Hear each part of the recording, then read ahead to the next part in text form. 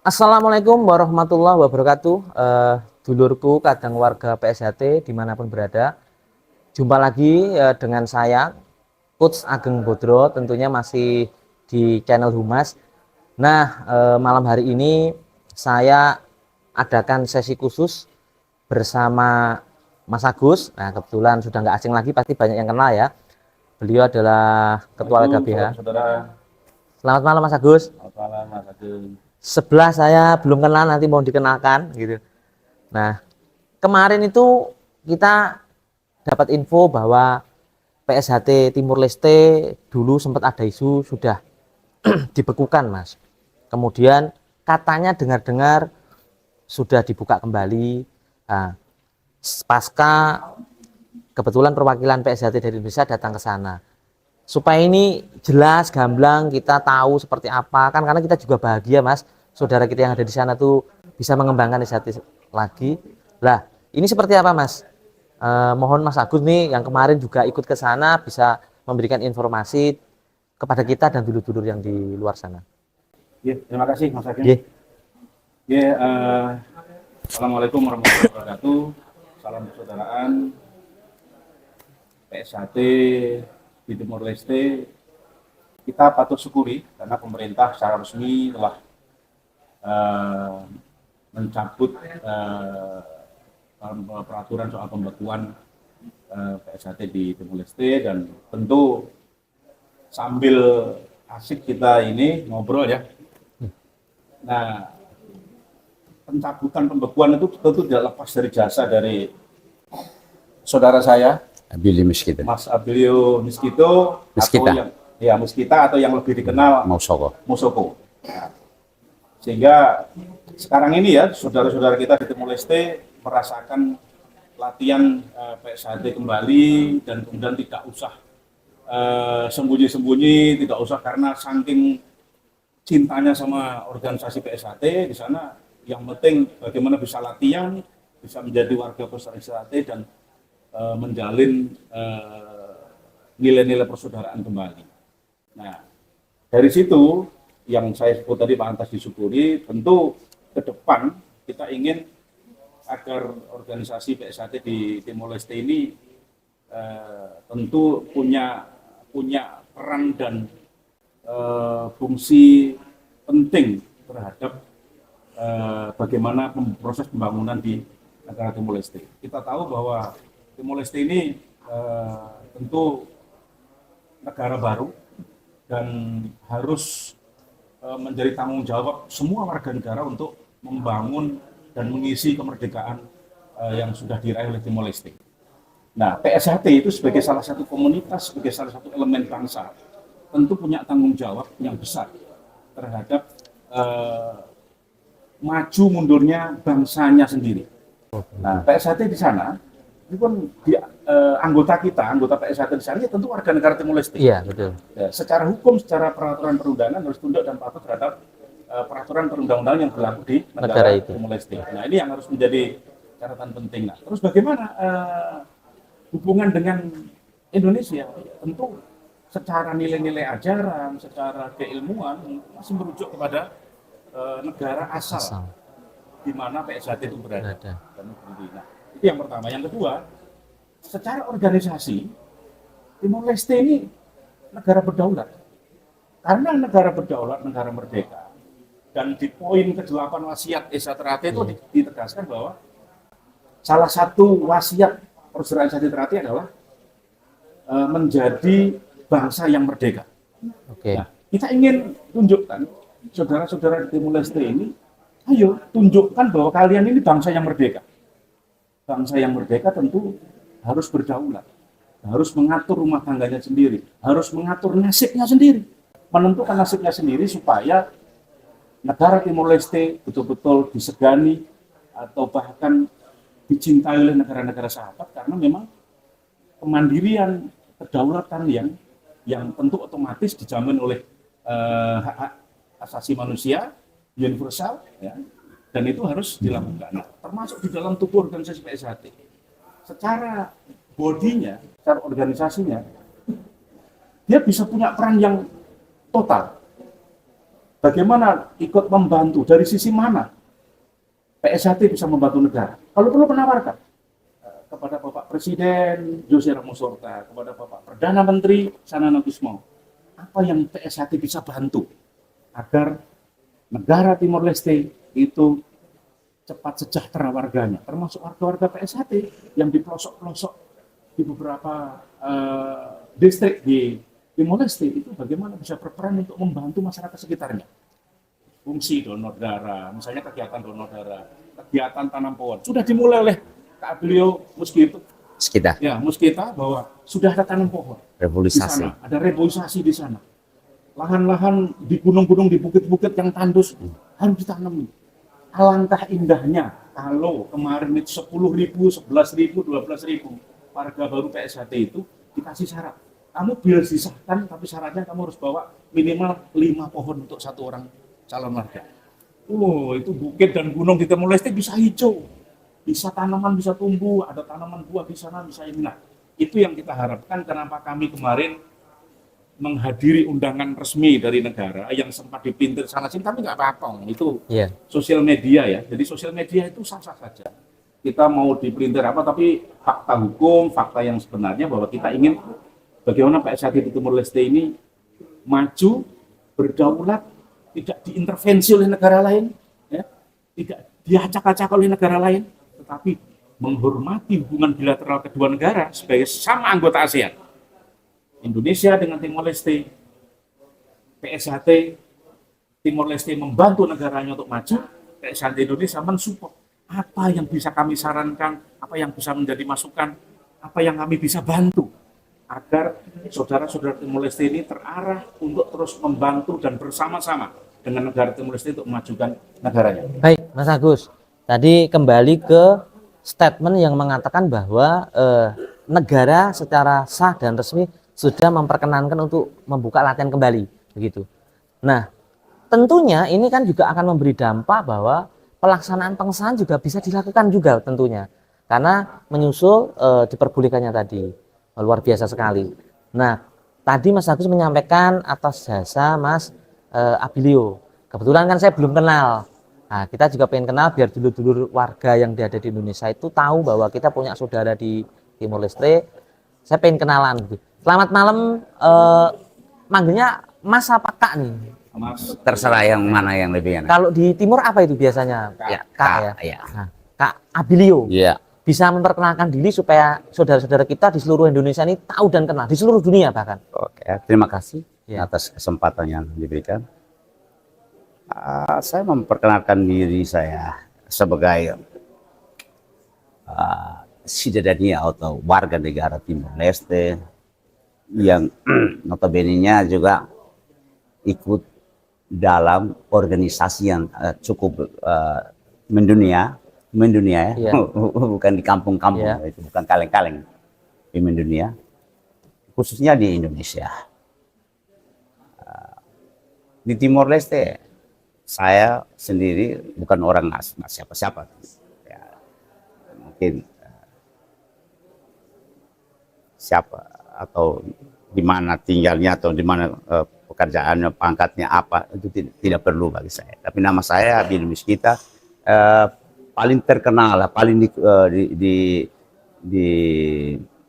populer di Timor Leste, bahkan di luar negeri itu Mosoko. Mosoko, oke. Yang mana selalu berdiri bukan saja sebagai seorang warga atau warga Satrate atau salah satu anggota daripada PSHT ini, baik di Timor Leste maupun di sini atau maupun di seluruh dunia. Tetapi awalnya saya ini sebagai seorang tokoh pemuda yang mana berjuang untuk membangun bangsa Timor Leste.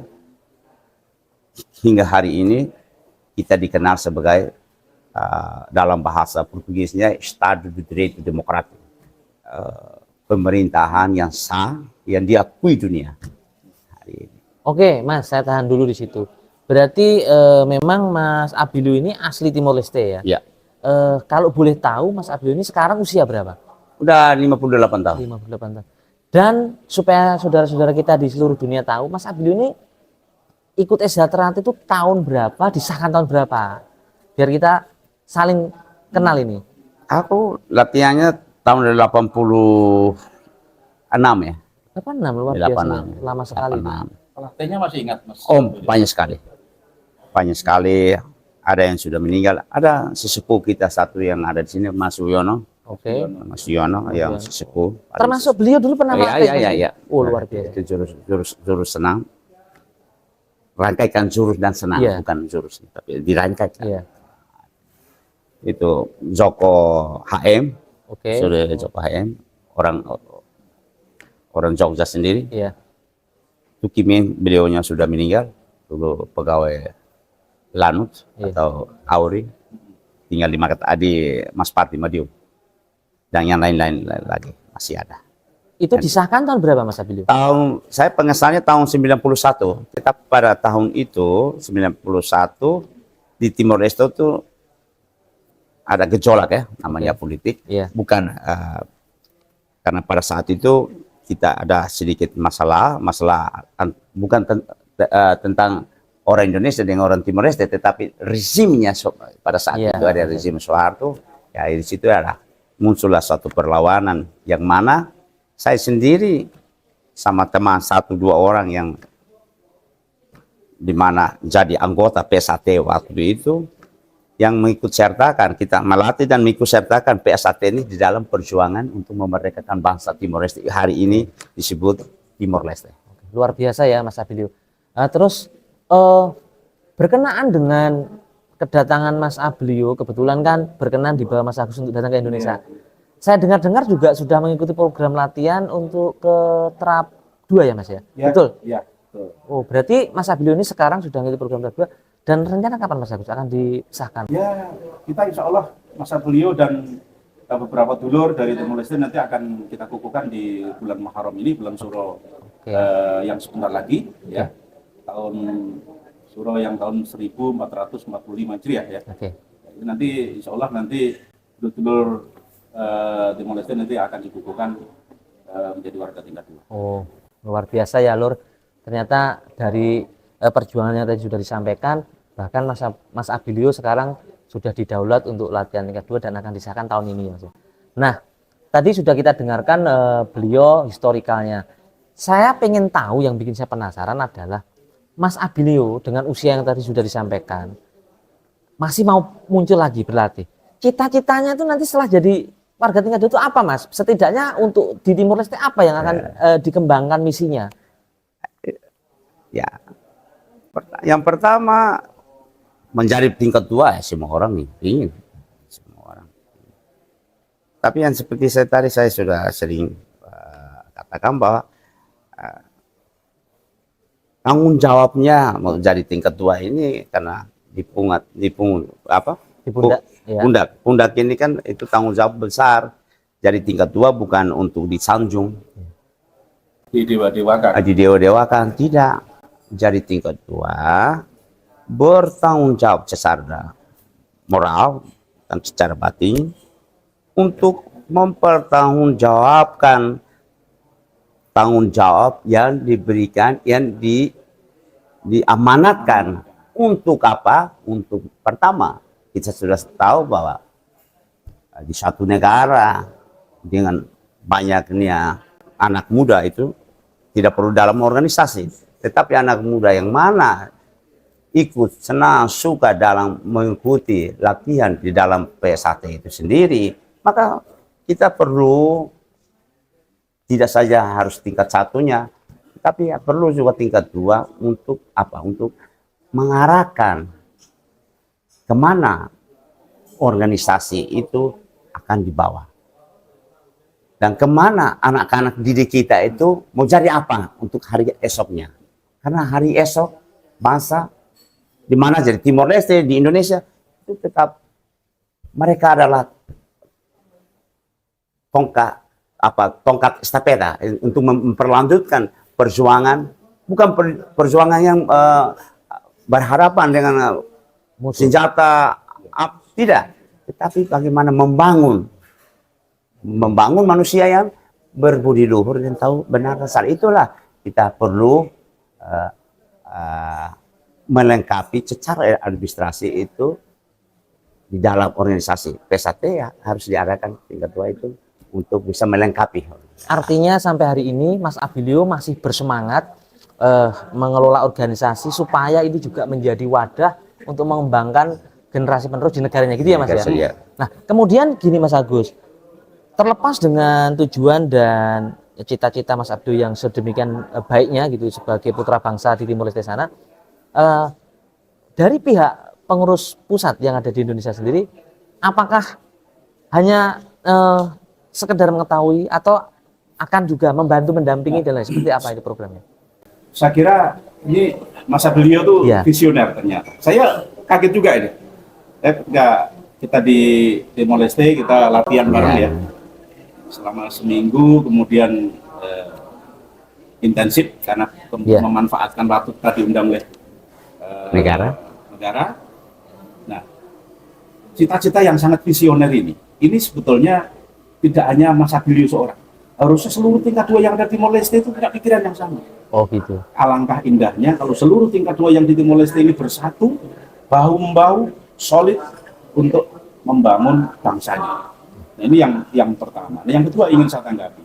Apa bentuk moral obligation Indonesia sebagai negara asal PSAT ini didirikan dan dikembangkan. Kemudian sampai mendunia, salah satunya di Timor Leste. Beberapa tahun lalu saya di United Kingdom. Misalnya. Oh iya. Di Inggris ya Mas ya? Di Inggris. Artinya bahwa kata mendunia, kata global, bahwa PSAT ini tidak hanya di Sragen, tidak hanya di Jawa Timur kok, tidak hanya di Madiun kok, tidak hanya di Jogja, tidak hanya di Jakarta, tidak hanya di Sumatera atau Kalimantan.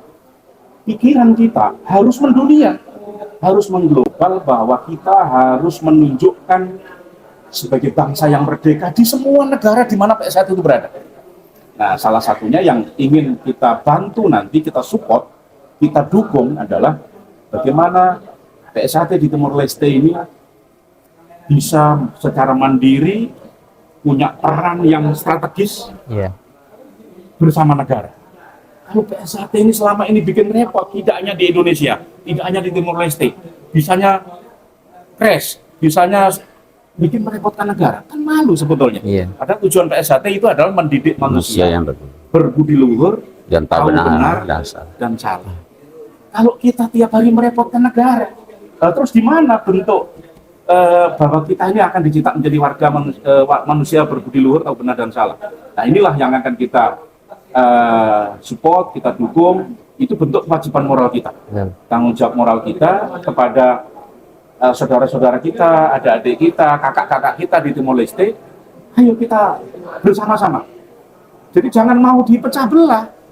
Nah, ini yang kuncinya sebetulnya itu.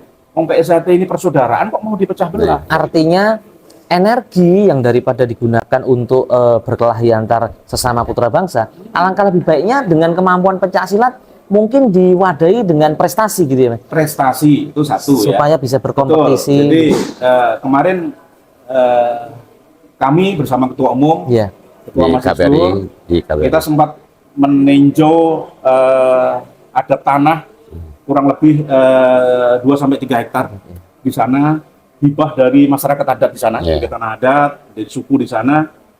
Nah, itu sudah kita tinjau, itu bagus banget. Jadi view-nya di sana ada bukit, di sana menghadap laut. Nah, ini strategis ke depan. Anak-anak bangsa di Timor Leste bisa dididik, bisa digodok di situ untuk bisa menjadi atlet-atlet berprestasi dan mampu berkompetisi di kejuaraan-kejuaraan dunia, baik di level SEA Games, di Asian Games, luar biasa. Bahkan perjuangan kita PSAT Road to Olympic yang sedang kita gelurakan itu waktu kejuaraan dunia kemarin. Nah, ini harapannya adik-adik di Timor Leste nanti, saya punya mimpi yang besar. Harus dari mimpi ya Mas Abilio ya. Kita harus punya mimpi besar. Bagaimana atlet-atlet adik-adik kita di Timor Leste nanti bisa membawa medali emas untuk negara tercinta Timor Leste. Itu harapan kita. Menjadi duta bangsa. Nah, ini harapan kita seperti itu. Jadi kita tidak berpikir sesaat kita hanya mengesahkan banyak-banyakan tapi kualitasnya rendah. Nah, makanya nanti pengesahan yang akan datang ini ya kita seleksi yang agak ketat. Jadi kalau orang-orang yang disahkan ini harus dipastikan betul-betul latihan. Bagaimana dia merasakan latihan polos, bagaimana merasakan latihan jambon, bagaimana merasakan latihan hijau dan putih. Jangan tiba-tiba masuk sudah putih. Ya. Nah, ini yang kasus-kasus yang harus kita awasi secara ketat.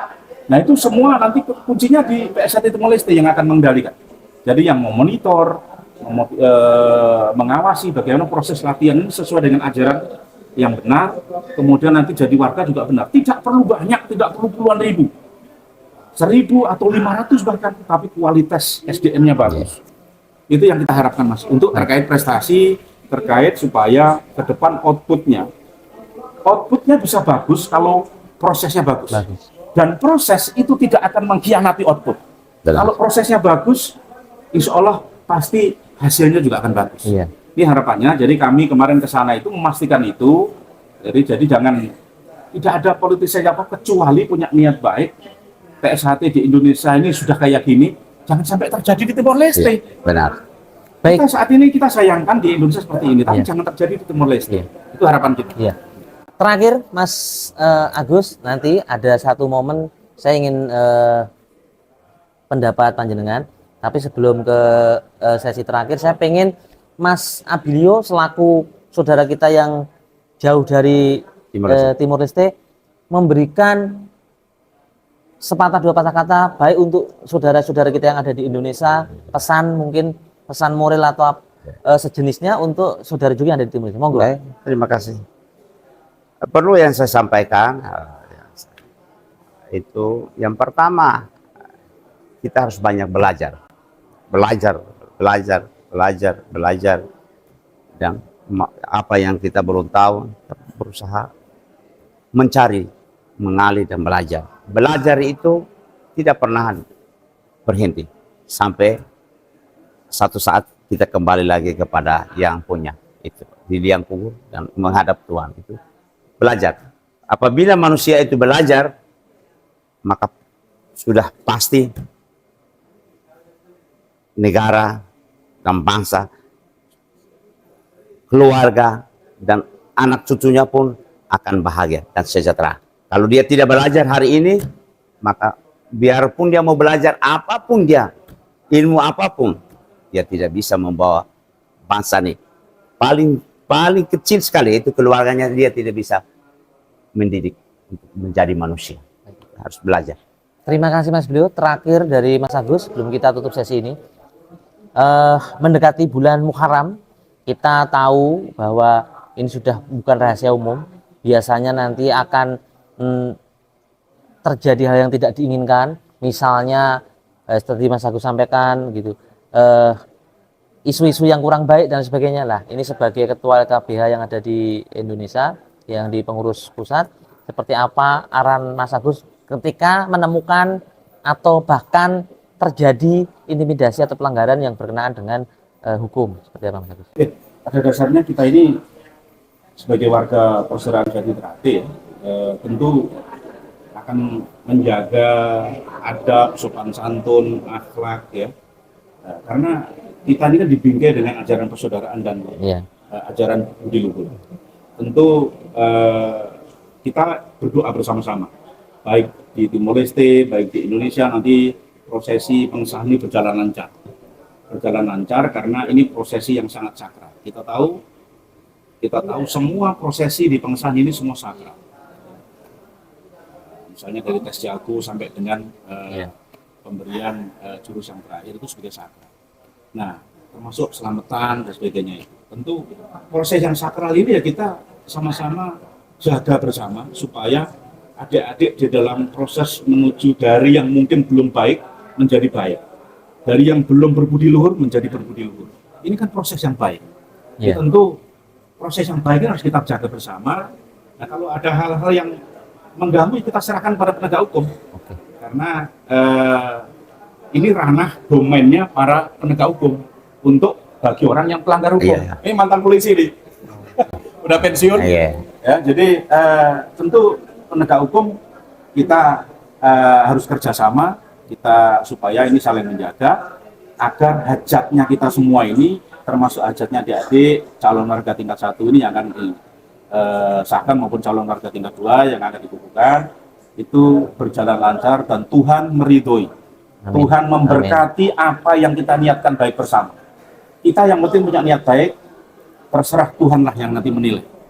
Saya kira itu, Mas Ageng. Saya sekali lagi kita berdoa mudah-mudahan kita semua selamat baik di dunia maupun di akhirat.